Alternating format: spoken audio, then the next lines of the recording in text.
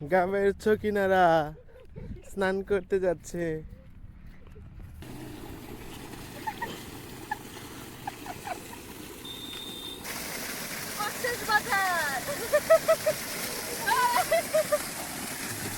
শীত শেষে গরমের শুরু।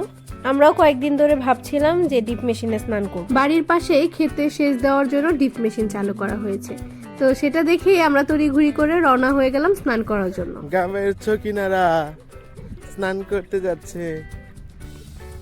এই তোমাদের বাসা কোথায়? আমরা ক্ষেতের আইল ধরে হাঁটা শুরু করেছি। প্রত্যেকটি ঋতুই কিন্তু গ্রামের প্রকৃতিতে বিশেষ সাড়া ফেলে, তার মধ্যে বসন্ত তো সবার সেরা। এর জন্যই তো বসন্তকে ঋতুরাজ বলা হয়। কথা বলতে বলতে আমরা মেশিনের কাছেই চলে এসেছি। এখন এই ঠান্ডা জলে আমরা পা ভেজাচ্ছি। পানিতে পা ভেজানোর সাথে সাথে শরীর এবং মন দুটোই শীতল হয়ে গেল। মেশিন ঘরে চারপাশের দৃশ্যপটগুলো এতটাই সুন্দর ছিল যে স্নান করতে করতে আমরা সেগুলো উপভোগ করছিলাম।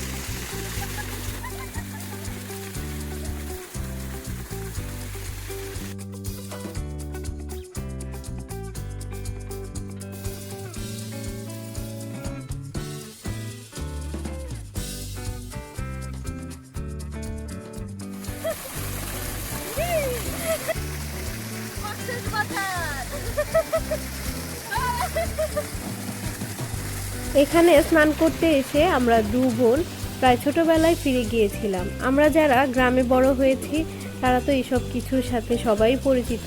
আমাদের স্নান করা দেখে আরেকজন আমাদের সঙ্গী হয়ে গেল। সেও ক্যামেরাটি রেখেই স্নান করতে বসে পড়লো। স্নান করতে করতে একটু সুইমিং পুল ভাইব আনার জন্য আমরা জলে পা ভেজাতে ভেজাতে চিপস খাচ্ছিলাম। এখানে এসে আমাদের এতটাই মজা লাগছিল যে আমরা এক নিমিষেই ছোটবেলায় হারিয়ে গিয়েছিলাম। এরকম মজা আর আনন্দ উপভোগ করতে হলে আপনাকে অবশ্যই গ্রামে আসতে হবে। সবাইকে আমাদের গ্রামে আসার আমন্ত্রণ রইল। ধন্যবাদ সবাইকে।